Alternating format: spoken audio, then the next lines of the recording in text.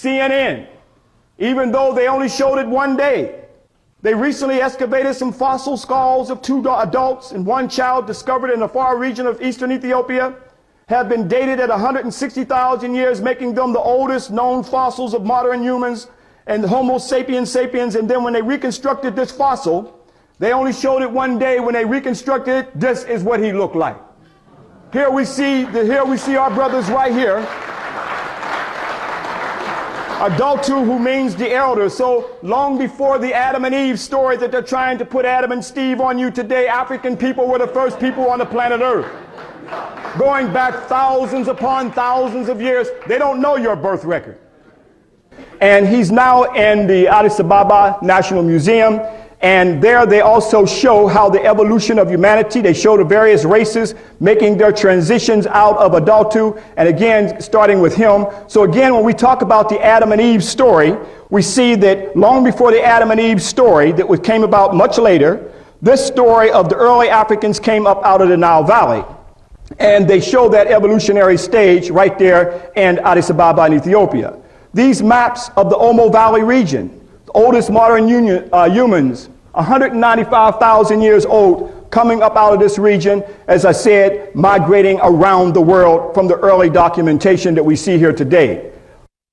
Right there in the fallopian tube of the Nile Valley, African people migrated out all over the world. At one time, this was a black planet.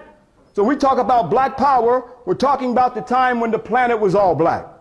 We're talking about a time when we see those early Gamaldis who migrated up out of Africa, migrated into Europe, migrated into Asia, migrated into Far East Asia and Australia.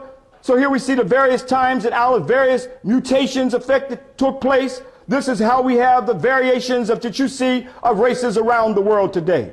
Those early Gamaldis who migrated into Europe during the Ice Age, here they got trapped there, and this is what created the Cro-Magnon man. This is the Muanthropoid type. Now, I make up my own scientific terms. After all, Europeans called us Negroids and Pigatoids. We didn't ask if those were our names.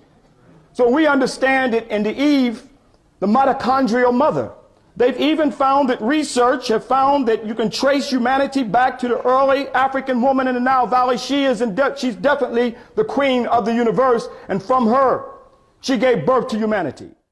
Now they come out with their magazines, The Path Back to Adam and Eve, although they associate it with a Hebrew story, as I showed you that there was no Adam and Eve during the time of Adultu. This was created during the Hebrew time period because the world has been here longer than some 6,000 years. When scientists trace humanity's genetic roots back to their origins, all roads lead to Africa, they say. Studying the mutation in the Y chromosome and the mitochondrial DNA, here they're able to see that following the path of our Y chromosome and the mitochondrial DNA back to a common source ends in a male and female ancestor. Where?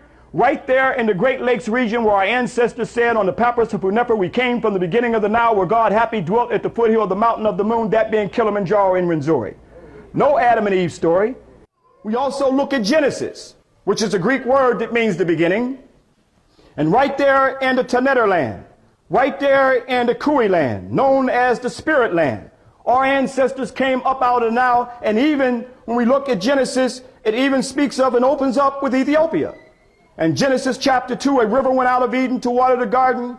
And then the 13th verse, it says, and the name of the second river is Gihon, the same as it that compasses the whole land of Ethiopia. Here we see the first nation is still with us today, is spoken of right there in Genesis chapter 2, verse 13, right there in the Bible. Greece is not mentioned. Rome is not mentioned. We're talking about Ethiopia is mentioned right here. Making my travels in those early days, in the early 80s with Dr. Ben, up there into the highlands of Ethiopia. And here as we took the flight up, and as I looked down and saw the river compassing the whole land of Ethiopia as it comes out of Lake Tana, here it reminded me how it said in the biblical records that the river compasses the whole land of that of Ethiopia. I was able to witness here Gihon, the Blue Nile, compassing the whole land of Ethiopia as we took our flight up. We understand as we look and see this region right here is where that river flows out from Lake Tana and flows through Ethiopia. The Tisaset waterfalls in Bahadar that I've visited many times, unfortunately the waterfalls are not as they are now because of the dams, but you can truly see that this was the land of the garden. If there was a Garden of Eden, this was truly the garden, even as we get the biblical account that Moses also came into the land of Ethiopia, in fact took a Cushite daughter. This is long even before Solomon and Makeda that I will deal with later.